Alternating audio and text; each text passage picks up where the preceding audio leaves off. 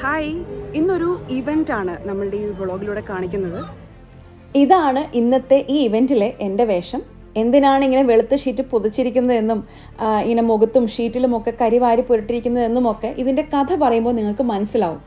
World wild life fund, അതായത് WWF എന്ന ലോകപ്രശസ്ത ഓർഗനൈസേഷൻ്റെ ആഭിമുഖ്യത്തിൽ സിസിലിയിലുടനീളം, അതായത് സിസിലിയിൽ തന്നെ ഒട്ടുമിക്ക പട്ടണങ്ങളിലും ഇതേ ദിവസം ഇതേ സമയം 150ഓളം ചെറുതും വലുതുമായ പരിസ്ഥിതി സ്നേഹി അസോസിയേഷനുകളും ഗ്രൂപ്പുകളും ഒക്കെ ചേർന്ന് അതാത് പട്ടണങ്ങളിൽ ഈ പ്രോഗ്രാം അവതരിപ്പിക്കുന്നുണ്ട്. ഈ പരിപാടിക്ക് അതാത് സ്ഥലങ്ങളിലെ ഭരണാധികാരികളുടെയും police, forest, fire and safety എന്നീ വകുപ്പുകളുടെയും ഒക്കെ പിന്തുണയുണ്ട്. ഞങ്ങളുടെ ഈ ആൽത്തവില്ല എന്ന സ്ഥലത്തെ ഗ്രോത്തമജ്ജമൂത്തോ എന്ന പരിസ്ഥിതി സ്നേഹി ഗ്രൂപ്പിലെ ആളുകളും സ്കൂൾ കുട്ടികളും ഒക്കെ ചേർന്നാണ് ഈ ഫ്ലാഷ് മോബ് അവതരിപ്പിക്കുന്നത്. ഈ ഫച്ചേമോസ് ക്രൂഷു, അതായത് സിസിലിയൻ ഭാഷയിൽ നമുക്ക് ശബ്ദമുയർത്താം എന്നർത്ഥം വരുന്ന ഒരു വാക്കാണ് ഈ പരിപാടിയുടെ മുദ്രാവാക്യം. അപ്പോൾ എന്തിനാണ് ഇങ്ങനൊരു പ്രോഗ്രാം ഓർഗനൈസ് ചെയ്തിരിക്കുന്നതെന്ന് ആദ്യമേ പറഞ്ഞു തരാം. എല്ലാ വർഷവും വേനൽക്കാലത്ത് വലിയ നാശനഷ്ടങ്ങൾ വിതച്ചുകൊണ്ട് ഇവിടെ സംഭവിക്കുന്ന കാട്ടുതീക്കെതിരെ ശക്തമായ നടപടികൾ സ്വീകരിക്കാൻ അധികാരികളുടെ ശ്രദ്ധ തിരിക്കാനും അവരുടെ ശ്രദ്ധ തിരിയുന്നതുവരെ നമുക്ക് ശബ്ദമുയർത്താം എന്നതുമാണ് ഈ പ്രോഗ്രാമിൻ്റെ ഉദ്ദേശം. കഴിഞ്ഞ 5 വർഷത്തിനിടയിൽ പലപ്പോഴായി സംഭവിച്ച കാട്ടുതീയിലൂടെ 112 ഹെക്ടർ വനഭൂമിയാണ് സിസിലിക്ക് നഷ്ടപ്പെട്ടത് എന്നും അത് നമ്മളുടെ ആവാസ വ്യവസ്ഥയെ വളരെ ദോഷകരമായി ബാധിച്ചു എന്നുമാണ് പഠനങ്ങൾ സൂചിപ്പിക്കുന്നത്. അതുകൊണ്ട് തന്നെ 1,00,000-ഓളം പേർ എഴുതി തയ്യാറാക്കി ഒപ്പിട്ട് നൽകിയ ഒരു ഓപ്പൺ ലെറ്റർ സിസിലിയൻ പ്രസിഡന്റ് മസുമേച്ചിക്ക് നൽകുകയും കാട്ടുതീ എന്ന വിപത്തിനെതിരെ എല്ലാ പട്ടണങ്ങളും ഒറ്റക്കെട്ടായി ഒരേ സ്വരത്തിൽ പ്രകടനങ്ങൾ നടത്തുകയും ചെയ്തു. ഇപ്പം ഇതൊരു കോവിഡ് കാലമൊന്നും ആയിരുന്നില്ലെങ്കിൽ ഒരു പക്ഷേ വലിയൊരു പ്രകടനം തന്നെ നമുക്ക് ഓർഗനൈസ് ചെയ്യാമായിരുന്നു. ഇപ്പോൾ പല പട്ടണങ്ങളും പല സോണുകൾ, ഓറഞ്ച്, യെല്ലോ, അങ്ങനെയുള്ള പല പല സോണുകളിലായിരിക്കുന്നത് കൊണ്ട് അതാത് പട്ടണങ്ങളിലെ സിറ്റുവേഷൻസ് അനുസരിച്ച് അതാത് പട്ടണങ്ങളിലെ അധികൃതർ തന്നെയാണ് ഈ ഒരു പ്രോഗ്രാം ഓർഗനൈസ് ചെയ്തിരിക്കുന്നത്. നമ്മുടെ ഭാവി വാഗ്ദാനങ്ങളായ കുഞ്ഞുങ്ങളുടെ നല്ലൊരു നാളേക്ക് വേണ്ടി നമ്മുടെ പ്രകൃതിയെ സംരക്ഷിക്കാം എന്നതാണ് ഈ പ്രോഗ്രാമിൻ്റെ ആത്യന്തികമായ ലക്ഷ്യം. അതുകൊണ്ട് തന്നെ ഈ പ്രോഗ്രാമിൻ്റെ മുഖ്യ പങ്കാളികളും കുട്ടികൾ തന്നെയാണ്. അവർ വരച്ച ചിത്രങ്ങളിലൂടെയും അവർ നടത്തിയ ഒരു തെരുവ് നാടകത്തിലൂടെയും ഒക്കെയാണ് നമ്മളുടെ ഈ പ്രോഗ്രാം സംസാരിക്കുന്നതും അധികാരികളുടെ ശ്രദ്ധ ക്ഷണിക്കുന്നതും ഒക്കെ. നമ്മുടെ ഒരു നേരിയ അശ്രദ്ധ കൊണ്ട് പോലും കാട്ടുതീ എന്ന വിപത്ത് ഇനി മേലിൽ സംഭവിക്കരുത് എന്നാണ് കുട്ടികൾ അവരുടേതായ വരകളിലൂടെയും അതുപോലെ തന്നെ അവർ അവതരിപ്പിച്ച തെരുവ് നാടകത്തിലൂടെ, ആ നാടകത്തിൻ്റെ സ്ക്രിപ്റ്റ് കുട്ടികളുടെ തന്നെ കാർട്ടൂൺ കഥാപാത്രങ്ങളിലൂടെ വളരെ രസകരമായ ഒരു രീതിയിലാണ് അവതരിപ്പിച്ചിരിക്കുന്നത്. ആ കഥ എന്താണെന്ന് ഞാൻ വഴിയെ പറഞ്ഞു തരാം.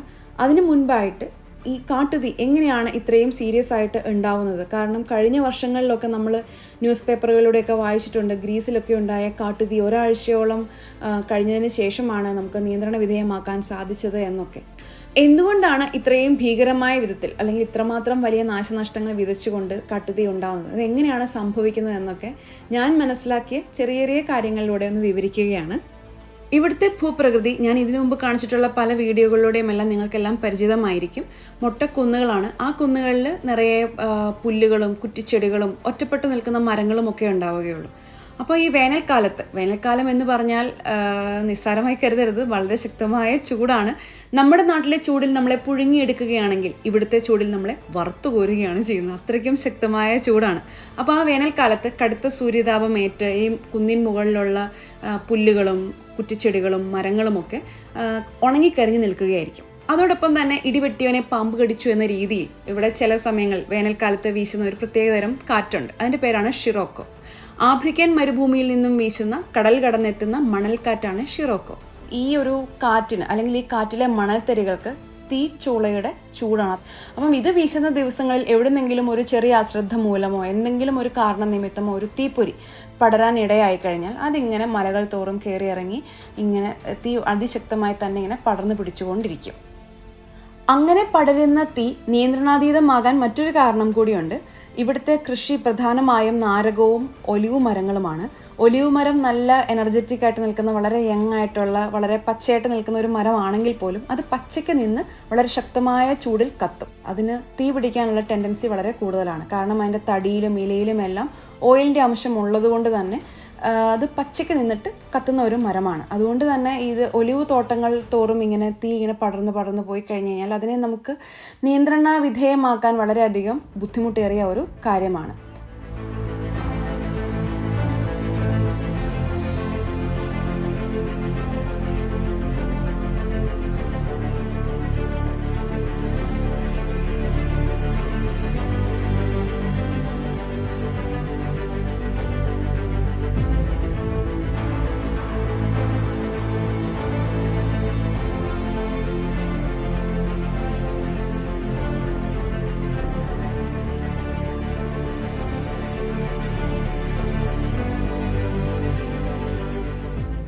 കാട്ടുതീക്കെതിരെ കുട്ടികൾ സംസാരിക്കുന്ന ആ ഒരു തെരുവ് നാടകത്തിൻ്റെ സ്ക്രിപ്റ്റും കുട്ടികളുടെ തന്നെ കാർട്ടൂൺ കഥാപാത്രങ്ങളിലൂടെ ഡെവലപ്പ് ചെയ്ത് എടുത്ത ഒരു കഥയാണ്.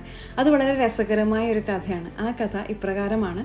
വളരെ ശാന്തസുന്ദരമായ ഹരിതസുന്ദരമായ ഒരു കാട്, ആ കാട്ടിൽ ജീവിക്കുന്ന കാർട്ടൂൺ കഥാപാത്രങ്ങൾ. ഫൊള്ളേത്തി എന്ന ഇറ്റാലിയൻ പദത്തിലൂടെയാണ് ആ ഒരു വാക്കിനെ സൂചിപ്പിക്കുന്നത്. നമ്മുടെ റപ്പൂൺസൽ എന്നൊക്കെ പറയുന്ന കാർട്ടൂൺ കഥാപാത്രങ്ങളെ പോലെ കൂണിൻ്റെ ഉള്ളിലും പൂക്കൾക്കുള്ളിലുമൊക്കെ തേൻ കുടിച്ചും ഒക്കെ ജീവിക്കുന്ന ചെറിയ ചെറിയ ചെറിയ കാർട്ടൂൺ കഥാപാത്രങ്ങൾ. അവ ഇങ്ങനെ വളരെ സന്തോഷത്തോടെ ആർത്തുല്ലസിച്ച് ജീവിക്കുകയായിരുന്നു. മനുഷ്യന്റെ നിരുത്തരവാദപരമായ പെരുമാറ്റ നിമിത്തം ഈ കാർട്ടൂൺ കഥാപാത്രങ്ങളെല്ലാം വളരെ സന്തോഷത്തോടെ ജീവിച്ചിരുന്ന ആ കാടിനുള്ളിൽ ഒരു ദിവസം അവിചാരിതമായി വളരെ ശക്തമായ തീപിടുത്തം ഉണ്ടാവുകയും നമ്മുടെ കഥാപാത്രങ്ങൾക്കെല്ലാം തന്നെ ഗുരുതരമായി പരിക്കേൽക്കുകയും പൊള്ളലേൽക്കുകയും ഒക്കെ ചെയ്തു. മിക്കവരുടെയും ബന്ധുക്കളെയൊക്കെ നഷ്ടപ്പെടുകയും കുടുംബം നഷ്ടപ്പെടുകയും വീടുകൾ കത്തി നശിക്കുകയും ഒക്കെ ചെയ്തു. പിറ്റേ ദിവസം രാവിലെ ഒരു കുട്ടി കാട്ടിലൂടെ വെറുതെ നടക്കുകയായിരുന്നു. അപ്പോൾ ഈ കാർട്ടൂൺ കഥാപാത്രങ്ങളെല്ലാവരും തന്നെ ചട്ടിയും ഞൊണ്ടിയും ഒക്കെ ഈ കാലിൽ പൊള്ളലേറ്റവും ദേഹത്ത് മുഴുവനും കരി പറ്റിയും ഒക്കെ ഒരു കൂട്ടമായി എങ്ങോട്ടോ യാത്ര പോകുന്നത് കണ്ടു. നിങ്ങളെല്ലാവരും കൂടി എങ്ങോട്ടാണ് എന്ന് ആ കുട്ടി ചോദിച്ചു. അപ്പോൾ കാർട്ടൂൺ കഥാപാത്രങ്ങൾ പറഞ്ഞു, ഞങ്ങൾക്ക് ഇവിടെ ജീവിക്കാൻ പറ്റുന്നില്ല, ഞങ്ങൾക്ക് മുഴുവനും പൊള്ളലേറ്റു, ഞങ്ങളുടെ വീടുകൾ നശിച്ചു, ഞങ്ങളുടെ ബന്ധുക്കളെ നഷ്ടപ്പെട്ടു, അതുകൊണ്ട് ഞങ്ങൾ മറ്റൊരിടം തേടി യാത്ര പോവുകയാണ് എന്ന് പറഞ്ഞു. അപ്പോൾ കുട്ടിക്ക് ഒത്തിരി വിഷമമായി. അതുകൊണ്ട് കുട്ടി പറഞ്ഞു, നിങ്ങൾ എങ്ങോട്ടും പോകരുത്, നിങ്ങളെ എനിക്ക് വേണം, വരൂ, നമുക്ക് ജീവിക്കാനായി നമുക്കൊരു ഇടം തയ്യാറാക്കാം എന്ന് പറഞ്ഞു.